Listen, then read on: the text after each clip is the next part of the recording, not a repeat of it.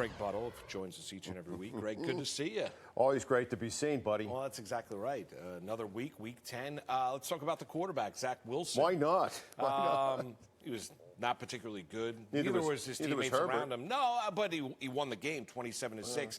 Here's the question. Is he still, Wilson that is, the best option at quarterback for the Jets? I don't see any other option for the Jets unless Wilson goes down, and I don't think you're going to see Simeon or Boyle unless that happens. Do you believe in conspiracy theories? Of course I don't. All right, so there you go. Let me throw one at you. All right. Do you think the general manager, Joe Douglas, is making the decision as far as who is starting here at quarterback for the Jets because they drafted Wilson second overall coming out of BYU? Let me put it this way.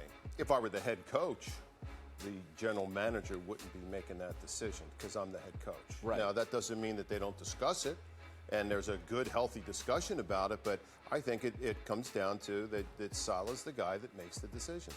All right, Saleh, you mentioned him. He's made his name. He was a great defensive coordinator out in San Francisco. They were loaded with talent as well. Does that make it hard for him to coach Wilson? Is it really on Nathaniel Hackett here developing the quarterback as the offensive coordinator? I think that Saleh would probably have as difficult a time coaching a defensive lineman as he would a quarterback. I mean, that's not what you play. That's why you have different coaches for different players. So he's not coaching Zach Wilson in any respect other than this is what the game is. This is how you do things. This is the field. This is just remember this. This is X's and O's. This is the game plan.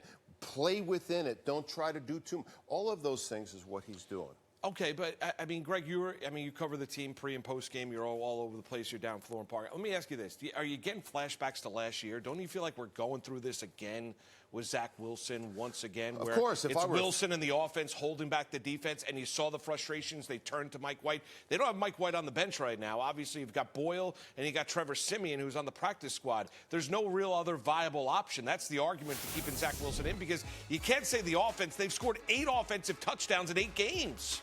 I'm not denying that. All I'm saying is that Zach Wilson's the guy that's playing quarterback, and it's not Trevor Siemian, and it's not Boyle. Those guys are there in case someone got hurt. So, and just like anything else. So the best viable option for the Jets right now is Zach Wilson for a lot of reasons, and one of them is the offensive line. If the offensive line was intact and he wasn't getting pressured the way he is and the sacks the way he's had, but you might see a quarterback change, but that's not what's happening. All right, they're in Vegas on Sunday night. We're all going to be locked in. What do you expect against Aiden O'Connell, Antonio Pierce, and the Raider bunch, who looked completely rejuvenated as they embarrassed the Giants this past Sunday, winning that game 30-6? Well, rejuvenation after one game is not, to me, an indicator of how you're going to play. And the answer, of course, would be, I have no idea because I don't know what's going out in Raiderland. I only know really what's going around. Well, I'll tell you one thing. They hated McDaniels.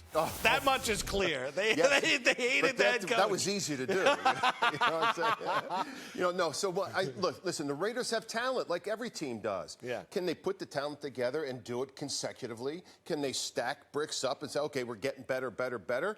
I got to see that before I'm going to buy into that. Quickly, as a former linebacker, Antonio Pierce, got to love the messaging of him taking over as interim head coach, being a player guy, understanding. I love it. What's your take on it? I do too. I first of all, I love player coaches. Now, sometimes they don't know how to coach. Right. And other times they really know how to coach.